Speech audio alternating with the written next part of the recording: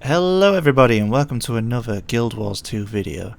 Have you ever joined a boss fight, seen an icon above your head and thought to yourself, what does that mean exactly?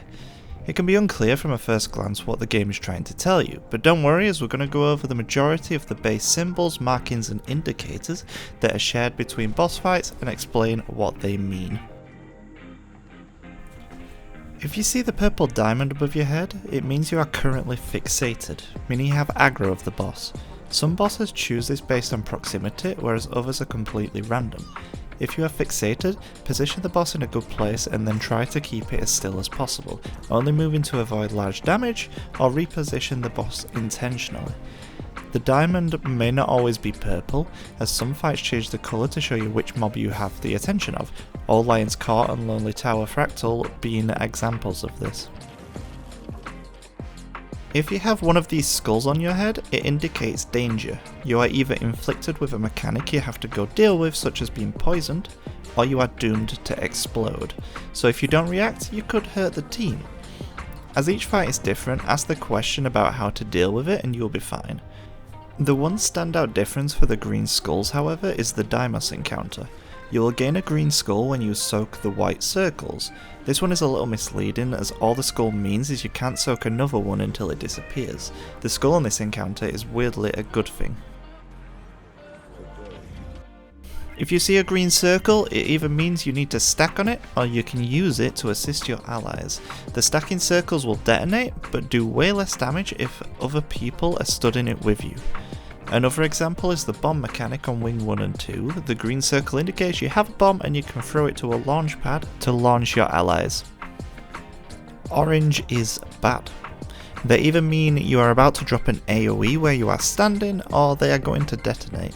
In raids you can overlap them, but you will take increased damage for standing in multiple. From End of Dragons onwards, however, they changed it so you will go downstate if you are stood in 2 or more.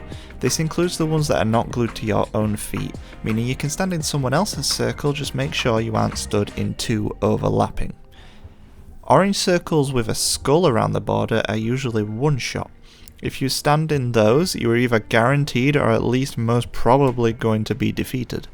Examples being the giant tornado on Cardinal Sabir or the death marks on Doom. Do everything in your power to avoid standing in these. White circles indicate something that needs to be soaked, so run over and stand in it. You may need to catch something as it's about to hit the ground, or to stop sustained damage to the team. Examples being the giant orbs on Shattered Observatory, Pile Kaita's orbs on Kadim the Peerless, and the tears on Deimos. When you are stood in something you shouldn't be or have a mechanic to deal with, the game will warn you by changing the colour of the border of your screen. It will usually mean you are stood in something that will hurt you, a warning that you are about to be teleported unless you move, or that you have a mechanic such as being chained to another player on the Doom encounter. If you see the border, it normally means you should react. The more you practice the fights, the more you'll become familiar with what the warnings will mean. One that's even useful for the open world is being familiar with the Defiance Bar. You will see it underneath the boss's health bar. It will either be locked with a metal shield, but it becomes vulnerable to CC when it turns blue. To stun or interrupt one of the stronger enemies, you will need to do enough CC to break it, but the amount you need to do is dependent on the boss. CCing becomes very important in raids, as a lot of the bosses need CCing quickly to either save someone's life or to stop a big attack. Bringing enough CC is vital. Shockwaves have a warning indicator of a pulsing circle moving towards the starting location. It will either happen multiple times quickly, or one slower moving circle depending on the level of threat from the shockwave. Most shockwaves can be jumped over or dodged through.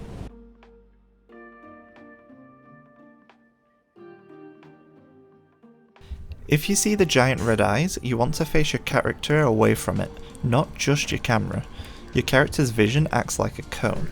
I believe the size of that cone to be 90 degrees based on the size of flanking a boss from behind, but haven't been able to find solid proof on that one. But regardless, if you imagine a cone, you can stand right next to the eye as long as you're looking in a different direction. The eyes themselves will normally fear you when looking at them. If there are multiple eyes, looking at 2 or more will usually kill you, using Silent Surf as an example. If you see several Roman numerals above people's heads, it's telling you the order of the next attack whether it's just a single attack aimed at you or the location of an AoE. You can keep count and use that to either dodge, block, or simply run away from it to save yourself. And finally, the special action key. As mentioned in my last video, your special action key is super important to become familiar and comfortable with while using. Raids will use this key for a unique mechanic for each fight, so to either launch someone off a jump pad, place down shields, drop AoEs, weaken bosses, and so on. You will see the special action key pop up just above your weapon skills whenever you get assigned a mechanic, and you will also hear a little audio indicator whenever that happens. And there we have it, that's all I have for you. If there are any other identifiers or symbols you think I've missed, drop them down in the comments. If you enjoyed the video and wish to see more, it would be super helpful if you could drop a like and subscribe. I also stream multiple times a week over on Twitch if you wish to hang out. My links are all down in the description. Thank you for watching and I hope to see you in game. Bye bye for now.